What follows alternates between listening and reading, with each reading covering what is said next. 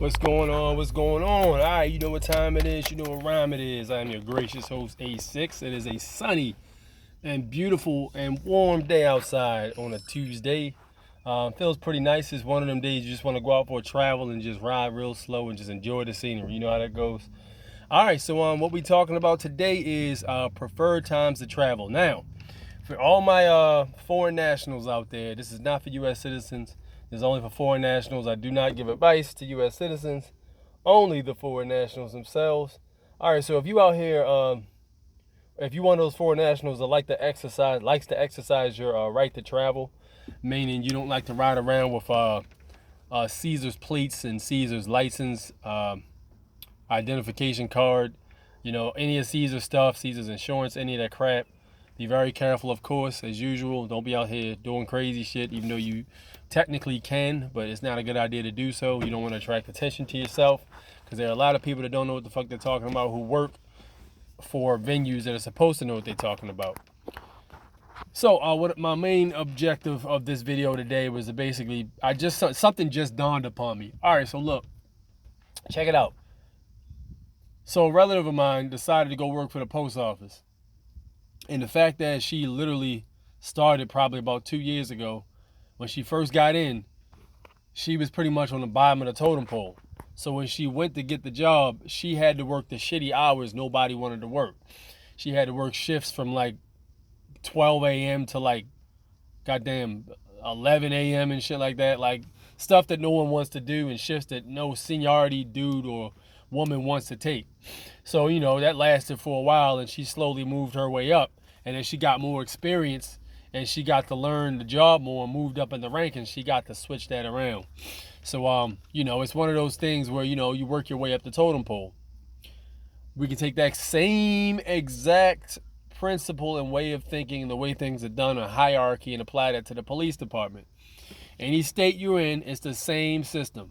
The seniority officers are the ones who are moving out throughout the day.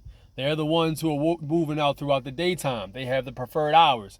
They want to get in and go to work at 8 and get off, or 9 or whether, and get off at 5 and enjoy the rest of their day while everything is still open, stores are still open, people are still awake, because the majority of people do not work at night.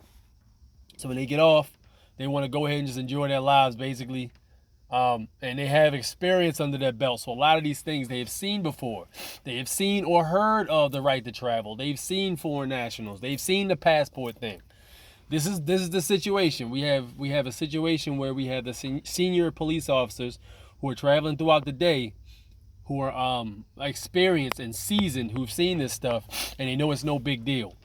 Then when you travel at night, you have the rookies. You have the people who just got the job, that don't have any really stripes under their belt, that don't know shit, don't have any experience, but yet have authority. They don't know the damn law, but they have authority to impose, quote unquote, statutes and legal ramifications upon only really U.S. citizens, but they don't even know the difference. They don't even know that shit. They still thinking black and white. Everybody in front of me is under my jurisdiction. That's what they think. So they don't know shit. So with that said, be very careful when you are traveling at night as opposed to when you're traveling during the day, because during the day, you're more likely to run into more senior officers who understand what's going on. At night, you're more likely to run into a dickhead or somebody that just doesn't know what the hell's going on.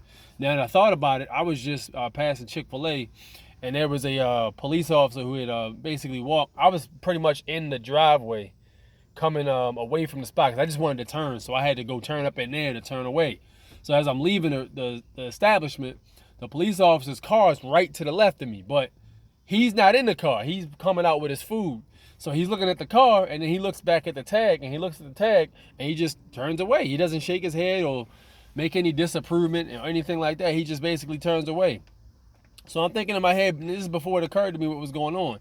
I'm thinking in my head, all right, let me get my documents ready. I got my whole entire, this is what I have on me right here. My whole shebang right here I carry on me, pretty much. All my stuff has got all my documents in it. It's got the police PDF, foreign national police PDF, just in case somebody wants to act crazy. It's got the right to travel in here. I've got the dictionary definition of driver. I completely forgot. This is a wake-up call for me, because I should have had this on me. But I meant to get the Department of State's note to North Carolina, basically telling them about the Supreme Court case of right to travel. So I have that. I usually have that note. I have it in my other car, but I did not put it in this packet over here. So this is a wake-up call for me to get that, because your two strongest documents are going to be the 4 National Police Policy PDF, and it's going to be that Department of State right to travel. Everything else is there, but I mean, I think the two strongest documents are those, and the fact that you have the traveler plates, of course. The plates that say traveler, not Caesar's plates. So I had all that stuff with me besides that, the Department of State letter that they had wrote by Norv Eisenberg. So I'm coming through the parking lot. Dude looks at my tag. He gets in his car, and he jumps in. Now, if he wanted to, he could have just made like a slight left and stayed behind me, and then just followed me up the road and pulled me over. That would have been very easy for him to do. But this guy backs out, turns around, and goes behind into the back of traffic instead of cutting in front of traffic, which means there was no emergency. So I'm like, all right, well, maybe he doesn't want to pull me over, what? So, and then I thought in my head, well, maybe he doesn't want to be an asshole. He figured he'd just catch me going down the road.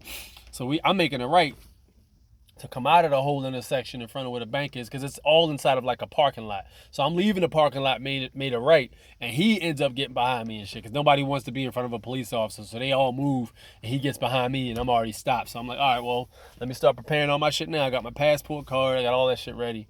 I got my, I got my plate on. I got all my documents besides the one I was supposed to have. So I'm already prepared to pull over. So dude goes ahead and when we make a left, he keeps straight. He goes right past me. He goes straight.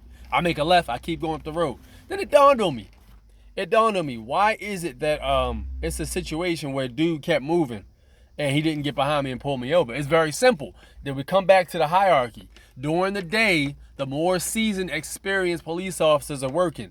During the night, the rookies are on and moving about. The 2 times, actually all 3 times I got pulled over was at nighttime.